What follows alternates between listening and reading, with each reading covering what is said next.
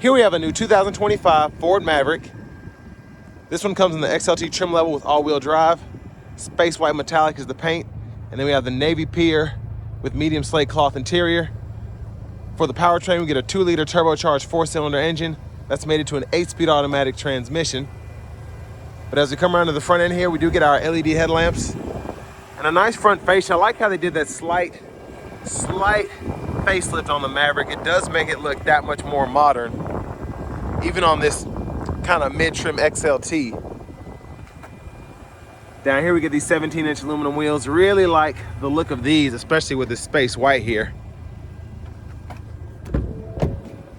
Now over here we have our power door lock controls, power windows, power mirrors, rear window lock there. Interesting usage of the door panel here. I like that. Headlamp controls. There's a hood latch. We have a manual tilt telescoping steering wheel. I do like this power driver seat with 2-way power lumbar support. Now I want to give a big thanks to Ford of Franklin for allowing me to review this Maverick today. I'll leave a link below in the description. But if you're looking to find the best price on one of these closer to home, click on that second link down below. It takes just a minute to fill out your information, and I'll make sure the local dealers are fighting to get you the best price on whatever new vehicle you might be interested in. But we get a seat back pocket on the passenger side, 2 USB-C ports, a 120-volt 3-prong plug-in, and this does have optional all-weather floor mats, which are kind of taking up the floor space there, but not a ton of room underneath, or I should say in between the driver's seat and the rear seat here. But I do like that we have the under-seat storage. That's a nice touch. I don't even know if it'll close all the way because they're taking up so much space. And this is just a push fuel cap here. We do get the FX4 off-road package. Like that we have all-wheel drive configuration here, and I'll show you the fuel economy here in a moment, which also makes this that much more of a good option. So spare underneath there. And there's a 120-volt 3-prong plug-in there. We get the nice LED light in the back. And I apologize for the wind noise.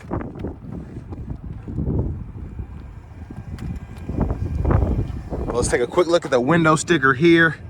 And it looks like because of the glare, all we can see is a sticker price, which is $34,200, which isn't bad for what you get here. You also get the XLT luxury package, which does include that power driver's seat. But manual front passenger, we can pump the seat up and down, adjust the seat back here, and then adjust the seat bottom forward and back there. Pretty good sized glove compartment for this size of a truck.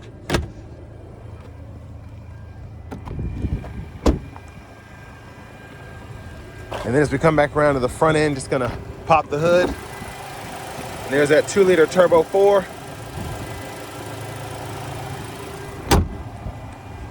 But let's go ahead and hop in the driver's seat here.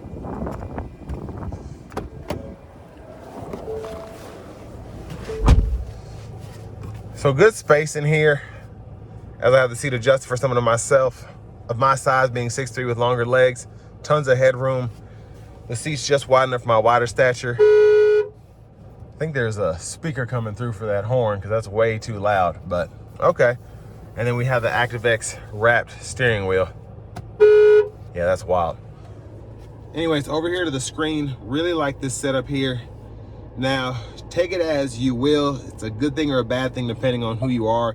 You do get the AC controls in the screen, but you also have 3-stage heated seats. You can set those to auto as well.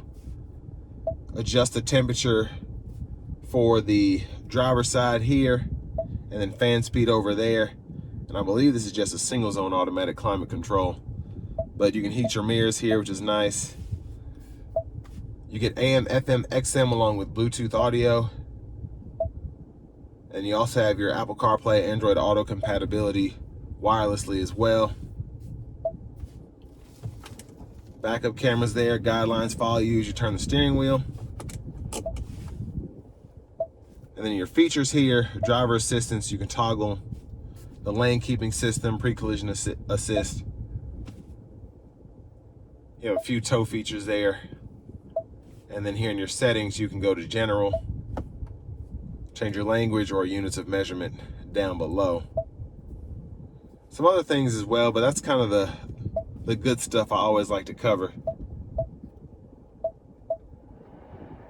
Let's set this to the low auto there. Down here, get hazards. You can put your screen to sleep there. Defrost, brake hold,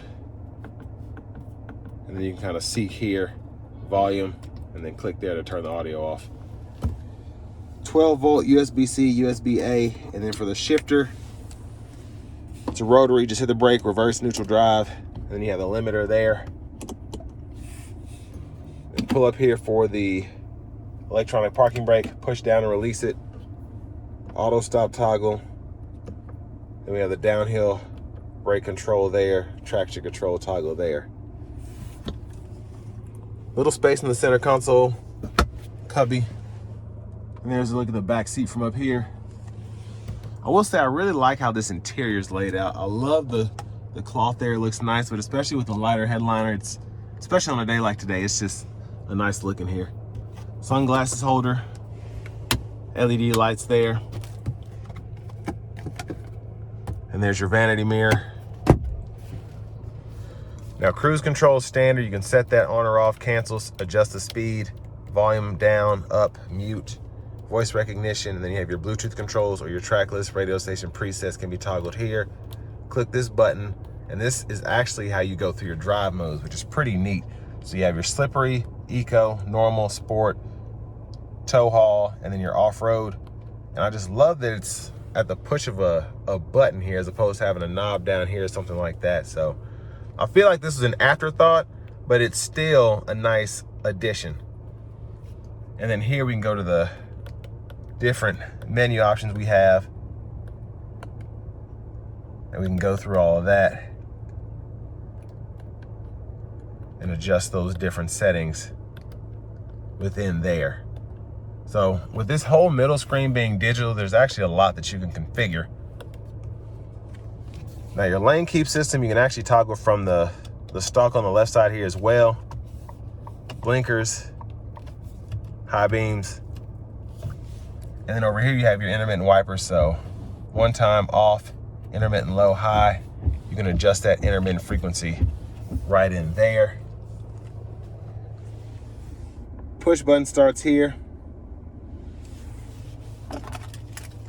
And there's a little storage pocket up there. I want to kind of touch on that just in case you ever need to use that space. But here's the key fob with remote start.